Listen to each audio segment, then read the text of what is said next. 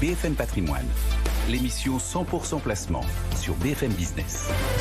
Nous sommes jeudi, 10h49, l'heure de retrouver Jean-François Filiatre et Marché Gagnant. Bonjour Jean-François. Bonjour Cédric. Votre sujet cette semaine? Eh bien cette semaine, Mathieu a écrit un Marché Gagnant avec la question suivante. Boursorama demande aux détenteurs d'Interparfums sur le PEA-PME de retirer leur titre de cette enveloppe suite à sa nouvelle inéligibilité. Et Mathieu m'interroge en me disant, cette exigence est-elle justifiée? Alors vous me direz, pourquoi traiter une question de lecteur en chronique? Eh bien parce que dans la foulée, j'ai eu mon camarade, le délégué général de la F2IC, Aldo Sicurani, qui m'a appelé pour échanger sur le même sujet. Je me suis dit donc que c'était un sujet d'actualité. Bon, alors quel est le débat précisément? Alors avant toute chose, si vous le voulez bien, on va planter le décor. Nous sommes en 2013 et le ministre de l'économie et des finances de l'époque, en l'occurrence Pierre Moscovici, décide de redynamiser l'enveloppe fiscale du PEA.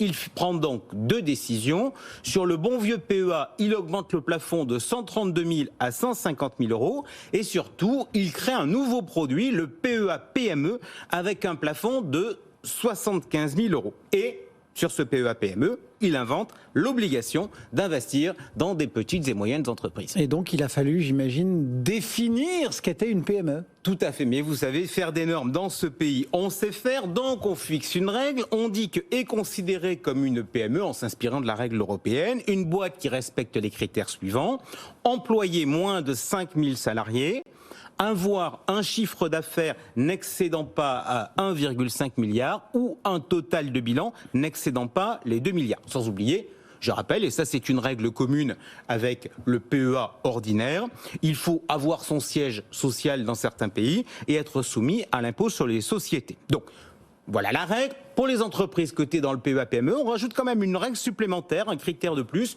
ne pas avoir une capitalisation boursière supérieure à 1 milliard d'euros. Et là, Cédric, si vous avez un minimum, un esprit pratique, vous devez voir un premier problème. C'est-à-dire que dès qu'on a le 5 millième salarié... ça pose problème. On l'évalue quand? À tout moment, on regarde en permanence le nombre d'employés? Alors bingo. Alors la loi est bien faite, mais il y a des limites. Alors se pose la question de quand évaluer l'éligibilité du côté de l'émetteur. Alors, je me rappelle qu'à l'époque, d'ailleurs, on s'était excités comme des petits fous. Et oui, il y avait eu des listes qui étaient faites par les uns, par les autres. C'était délirant. On se rappelle, l'annonce de la loi, c'est le mois d'août 2013. Début mars 2014, il y a un décret qui est publié. Le décret, quand il sort, on dit mais c'est pas possible, ça ne marche pas, etc. Et on finit par avoir Pierre Moscovici qui sort un communiqué de presse pour résoudre le problème, parce que bien sûr, c'est une évidence. On n'allait pas regarder les critères au jour le jour. On n'allait pas dire, une boîte, elle a 4 990 un jour. Mardi, c'est éligible. Voilà, et puis elle embauche 10 gars, et puis morale de l'histoire, elle est plus éligible. Ou en sens inverse. Donc, Pierre Moscovici avait dit la chose suivante. On ne regarde pas au jour le jour. Et pour simplifier les choses, on demande aux sociétés de dire à Euronext, une fois par an, si elles sont éligibles ou pas. Et alors, qu'est-ce qui se passe sur ce dossier Interparfums? Eh bien, Interparfums, bon soldat, qu'est-ce qu'ils font? Ils regardent tous les ans leurs obligations, regardent s'ils respectent ou pas les critères d'éligibilité, et Interparfums a publié le 1er juin dernier le communiqué suivant. Depuis la mise en place du dispositif, la société Interparfums était éligible au PEA-PME.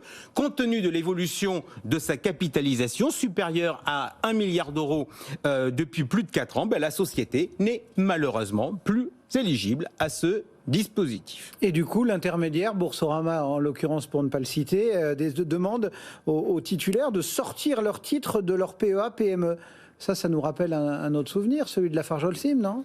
Oui, mais pardon, Lafarge-Holcim, ça n'a strictement rien à voir. Bon. Pourquoi? Parce que le problème à l'époque, c'était que l'on vous proposait d'échanger des actions Lafarge, qui étaient éligibles au PEA, contre des actions d'une société suisse, Holcim, qui n'était pas éligible au PEA. Donc, en fait, à l'époque, le sujet, c'était est-ce que l'on peut souscrire dans le PEA un titre qui n'est pas éligible. Et en l'occurrence, on avait fini par dire non, d'où la nécessité de sortir le titre du PEA et de compenser d'un point de vue monétaire pour ne pas avoir à subir la sanction suprême en la matière, et la sanction suprême en la matière, c'est la clôture du PEA. Donc c'est un peu la position de Bourseau sur Interparfums. Oui, mais je le rappelle, on n'est pas dans la même situation. Pourquoi ? Parce que Mathieu, il a acheté Interparfums qui était une société éligible. Et depuis, il n'a rien fait. Sauf que la valeur a changé de statut. Et si on se rappelle bien l'histoire, c'est pas la première fois qu'on rencontre ce type de problème sur le PEA. Souvenons-nous du tout début, les sociétés, les SIC. Les SIC. Les SIC qui... Oui, parce que c'est un statut fiscal. Exactement. Donc les SIC, en fait, les immobilières, elles payaient l'impôt sur les sociétés. Un beau jour, on a créé un nouveau statut et elles ne payaient plus l'impôt sur les sociétés. Se posait donc la question de l'éligibilité pour des titres qui étaient déjà sur le PEA. Et qu'est-ce qu'on avait dit à l'époque ? On avait dit, si les titres ils sont éligibles et qu'ils sont déjà sur le PEA, ils ont droit d'y rester. En revanche, vous n'aurez pas la possibilité d'en racheter d'autres. C'est ce que dans le jargon, on appelle la clause du grand-père. Et vous pensez que cette clause du grand-père pourrait s'appliquer dans le cas d'Interparfums et par ricochet à d'autres boîtes qui pourraient se retrouver dans le même cas ? Alors, je vais vous dire, Pierre Moscovici, il avait traité le problème de l'éligibilité du côté des émetteurs. Là se pose la question de l'éligibilité du côté du porteur et du client. La boîte que j'achète, doit-elle être éligible au moment où je l'achète ou doit-elle être éligible à tout moment ou éventuellement à un moment qui est défini par le régulateur ? Alors, il y a un point qui est incontestable, c'est que la loi qui est reprise dans le Code monétaire et financier ne fixe aucune règle. En revanche, on peut trouver des éléments dans les décrets d'une part, mais également dans la position de l'administration fiscale, vous savez, que l'on retrouve dans le BOFIP. Donc vous enfilez votre robe d'avocat et on écoute votre plaidoirie ? Alors je me focalise pour commencer sur l'article D221-13-5 du Code monétaire et financier. Dans son 4e alinéa, il nous dit quoi ? Il nous dit: le titulaire du plan qui demande l'inscription des titres au plan justifie de leur éligibilité auprès de l'organisme gestionnaire. Ça veut dire quoi ? Déjà, il faut le dire aux épargnants, c'est vous et vous seul qui êtes responsable sur l'éligibilité d'un titre qui est mis dans un plan d'épargne en action PME. Ensuite, on nous dit qu'il faut se soucier du sujet lors de l'inscription des titres en compte. Et l'inscription des titres en compte, c'est le moment où l'on achète. C'est plutôt pas mal comme argument, ça. Oui, et cet argument, je vais vous dire, il est renforcé par le paragraphe précédent. Parce que justement, sur les critères des données, on nous dit que les données retenues pour déterminer l'éligibilité des titres sont celles afférentes au dernier exercice comptable qui précède la date d'acquisition des titres. Là encore, le message est le même, on parle d'éligibilité au moment de l'achat. Bon, et qu'est-ce qui se passe ? Le BOFIP dit l'inverse ? Non.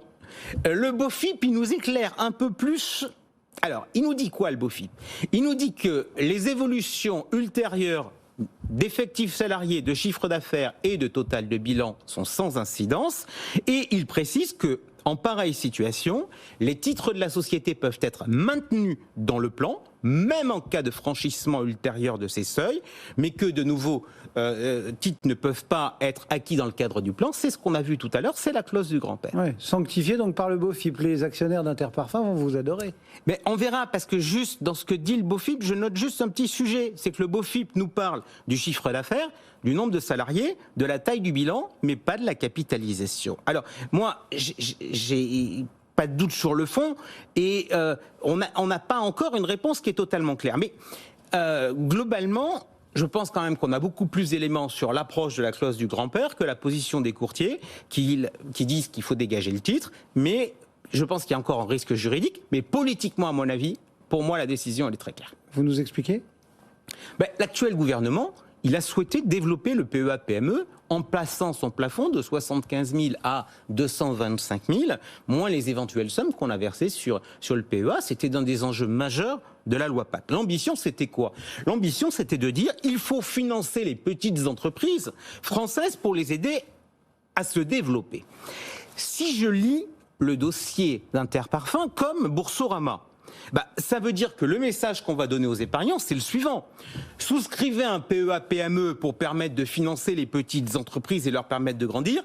Mais quand vous allez toucher une boîte qui cartonne, on va vous dire qu'en fonction du règlement H24-12, je ne sais pas trop quoi, on vous invite à retirer d'urgence le titre de l'avantageuse enveloppe fiscale du PEA-PME pour le remettre sur Et là, franchement, si c'est ça le discours, c'est incohérent, délirant ou tous les mots que vous avez envie d'appliquer. Bon, on conclut ? Oui, on va dire 2 mots. On va dire un mot aux épargnants. Si vous avez reçu un courrier de cette nature, sachez qu'on vous demande de vous régulariser dans un délai de 2 mois. Donc, il n'y a absolument aucune raison d'agir vite. Pourquoi ? Parce que le deuxième message que j'ai, il est à destination de Bercy. On a besoin que Bercy prenne clairement position sur le sujet. Et franchement, pour moi, la seule position qui vaille d'un point de vue politique et juridique, c'est la clause du grand-père. Donc, l'application de la clause du grand-père, ça voudrait dire que ceux qui ont le titre sur le PEA-PME peuvent le garder. En revanche, il ne sera pas possible de le renforcer.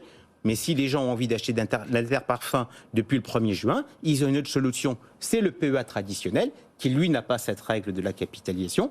Voilà ma position. Je pense que la F2IC prendra position dans la matinée via un communiqué de presse. J'espère qu'on ne sera pas trop loin. Et en tout cas, le sujet est majeur. Pas trop d'inquiétude. Bercy doit nous répondre vite. 11h, merci beaucoup Jean-François Filiatre, marché gagnant.